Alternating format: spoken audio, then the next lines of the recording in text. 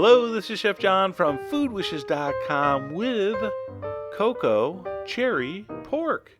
Not very often am I inspired by a candy to make a savory dish, but I was inspired by these chocolate-covered candy cordial things. I don't even know what they're called. Queen Anne cherries, is that it? I wanted to try a savory cocoa rub pork tenderloin and then serve it with a cherry sauce. And did it work? Oh yeah, it worked. So I'm going to measure into a bowl some ancho chili powder, some cumin, some black pepper, some chipotle pepper, and then the star, unsweetened cocoa powder. By the way, check me out cooking in my t-shirt. Look at the guns on that guy. All right, so our dry rub is done. Notice there's no salt in there. I'll explain that in a minute. I'm going to take one pork tenderloin. Those are about 1.25 pounds, 1.25 pounds, 1.5 pounds if you get a big one. All right, I took off the silver skin. We've done that in like a million demos. Now, I like to salt the meat first and then put a dry rub on. I'm always nervous that it's not going to have enough salt on it if I just put the salt in the dry rub. So I'd rather generously salt first and then coat with our dry rub. By the way, the dry rub ingredient amounts you're going to see on Food Wishes is enough for like 2 or 3 of these pork tenderloins. So I didn't use it all, but you want to coat it generously. Once it's coated, we're going to go over to the stove. I'm going to heat my skillet on medium-high heat. When the oil's hot, I'm going to turn it down to medium. And we're not going to sear this very long. I don't want to blacken or burn that cocoa crust.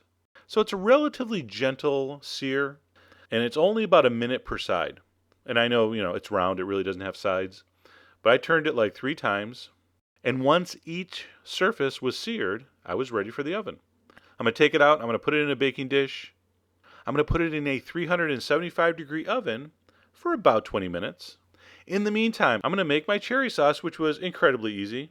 Black cherry preserves, plain white distilled vinegar, and a pinch of oregano. I'm going to take my kinky whisk and stir that up. Bring it to a simmer over medium heat. Once it comes to a boil, I'm going to let it cook for about 30 seconds. And I'm simply going to turn it off. Of course, you're going to taste and adjust with salt and pepper as needed. But remember, you have a very full-flavored, highly spiced crust on the pork. So be careful. Now that looks really thin right there, but it is thin when it's super hot. As that sits a little bit, it will thicken up a little. You'll see it'll be perfect. All right, my pork came out, internal temperature about 140-ish. All right, I'm going to transfer the pork to a cutting board so it's not sitting in that hot pan. We're going to let it rest at least 10 minutes.